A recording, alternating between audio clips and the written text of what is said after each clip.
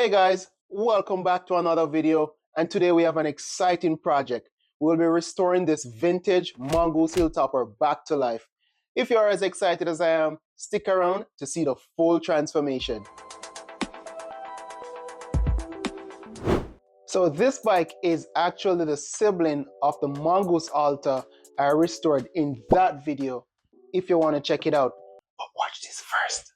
The Hilltopper is actually a great mountain bike, but this one has seen some rough days. The previous owner initially wanted $20 for it, but after seeing the condition of the bike in person, I was able to negotiate down to $10, which I think was a fair amount for both of us. All right, let's assess the bike to see what work needs to be done and what parts we can save. The handlebar is not in the best shape. We might need to give that a spray. The shifters are very stiff based on initial assessment. We have front brake responding, but there's nothing there for the back brake. So the front tire has some life in it, so we might keep the tire. The chain is very rusty, so we might need to replace the chain. The crankset, it's not too bad, but we're gonna work on that as well. We might be able to reuse the derailleur. So the back tire is completely gone, so we're gonna need to replace that one. There's no back brake cables, so I'm gonna have to replace the brake and also the gear cables, because those are very rusty. As you can see, the frame has quite a few rust spots on it, but I want to keep the original character of the bike. So my plan is to bring out the original shine without having to spray it. So let's see how that works out.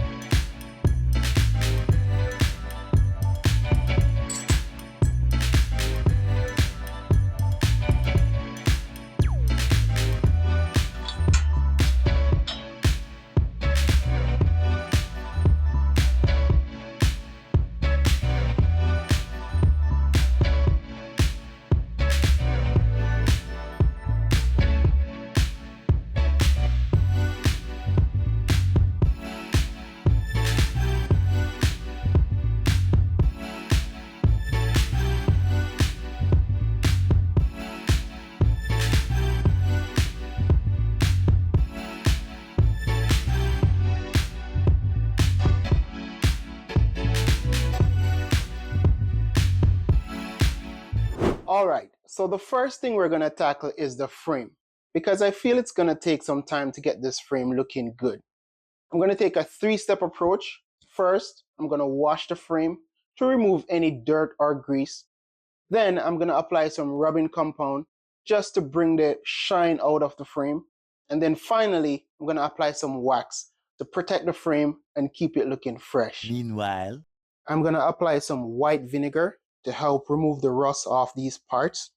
I selected white vinegar because I'm not sure if the other rust removal products would be too strong for the chrome parts. I'm gonna allow this to sit for a while so the vinegar can work. okay, let's get to it. I'm gonna remove the old sticker because this is no longer needed.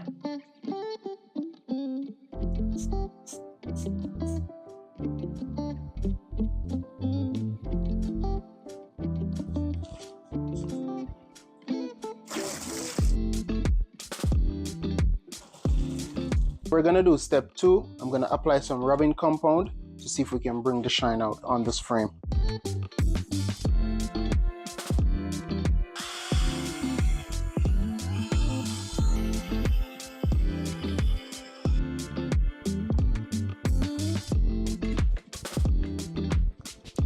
So now that we have completed step 2, we're going to move on to step 3, where we're going to apply this liquid wax.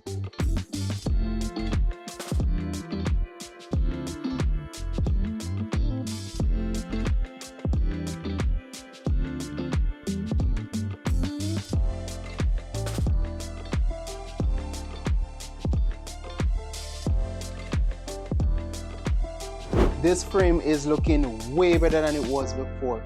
You can still see the scratches on it, but the sheen is beautiful.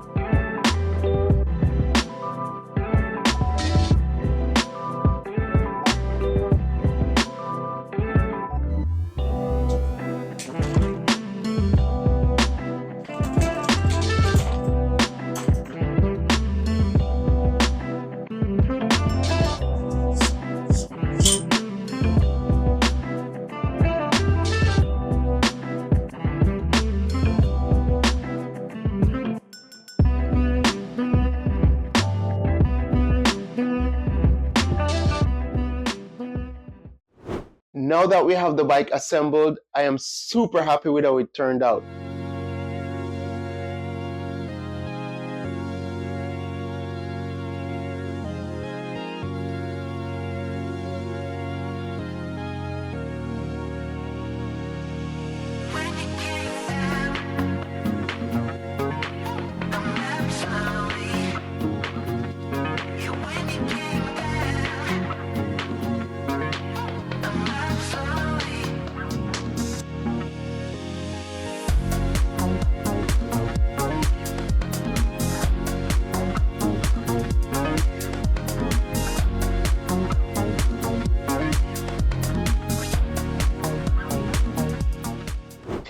So let's break down the parts that we had to replace in order to get this bike up and running again. The brake handles and the shifters were replaced. That came up to around $17. The grips were also replaced. That came from my used storage box, so we're looking at around $3. All the cables were replaced. That came up to around $8. The V-brake came from my used storage box, so we're looking at around $10. The seat and the post came from a previous bike, so we're giving it a value of around $12. The chain was replaced, and that's new, so we're looking at $11 there. And the pedals came from a used storage box, so that's around $5. I also replaced one of the tires, but I got a spare when I went to pick up the bike from the previous owner, so there's no cost there. If we're looking at the total cost in terms of parts, we're looking at $66. Now, we initially paid $10 for the bike, so we're at a total of $76 to restore this bike. The plan is to list it at $110 on Facebook Marketplace. We might not make a big profit, but it's always fun to restore a bike and give it a new life. Okay everyone, thanks for watching. If you enjoyed this video and want to see more bike restoration and flip videos, like, comment, subscribe, and I'll see you in the next one.